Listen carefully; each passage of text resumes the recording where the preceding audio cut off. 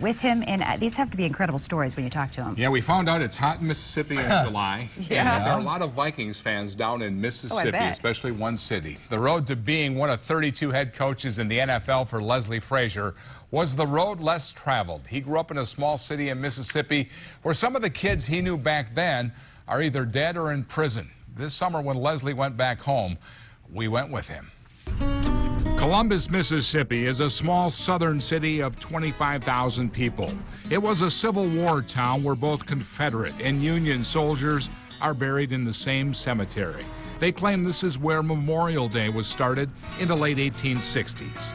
Columbus preserves the past with stately antebellum homes on shade tree-lined streets. You can almost feel the southern hospitality. Columbus, Mississippi is also the birthplace of the great American playwright Tennessee Williams. He lived here. He, of course, wrote the American classic Streetcar Named Desire. It's also the hometown of Vikings head coach Leslie Frazier. He was a kid everybody remembers around here who was filled with desire. Leslie Frazier walks down Main Street, Columbus, knowing that he owes a lot to his hometown. This is, where I grew up at. These are where my roots are, here in Columbus, and the support that I've gotten from the people in this town, throughout my career has been immeasurable.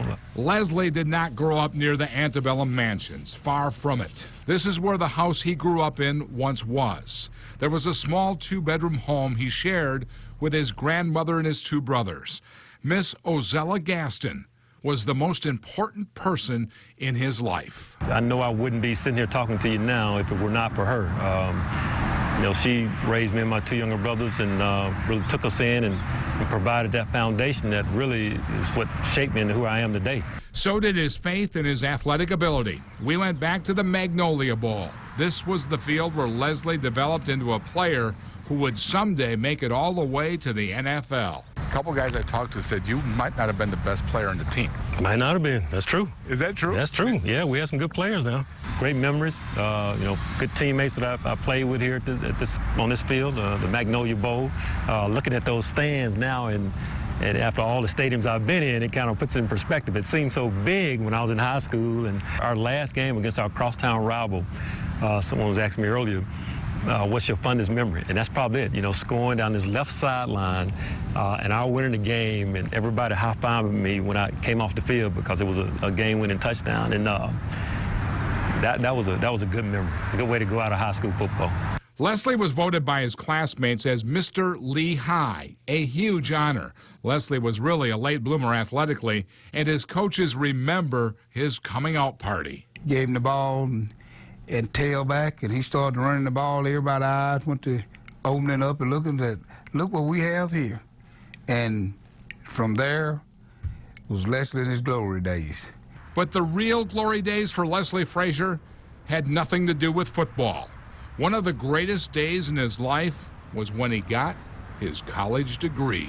For me to get a football scholarship, first of all, and then to stay and graduate, it's a big deal, Joe, and it set the tone for my brothers who were behind me. They ended up going to college and they got their degrees, and I just don't know if that would have happened if I didn't go to college. And today he stands on the sidelines leading the Minnesota Vikings, thankful for his humble beginnings, the right choices he made, and the woman who made sure he never lost his focus on the future. I wish she could be here. I wish her and my mother both could be here and just see how things have turned out. That would be, I love that so much, but yeah, I do think about her often. Leslie went to Elkhorn State University in Mississippi, where he played football and baseball. On Sunday night at 10 o'clock, Leslie will talk about growing up without a mom or dad around, and we'll hear from some of his childhood friends Sunday night at 10. What an extraordinary inspiration he is for a lot of people. Well, it's amazing when you see where he came from to where he is today. Ghetto to glory story. Yeah, likable guy. Yep. Thank you.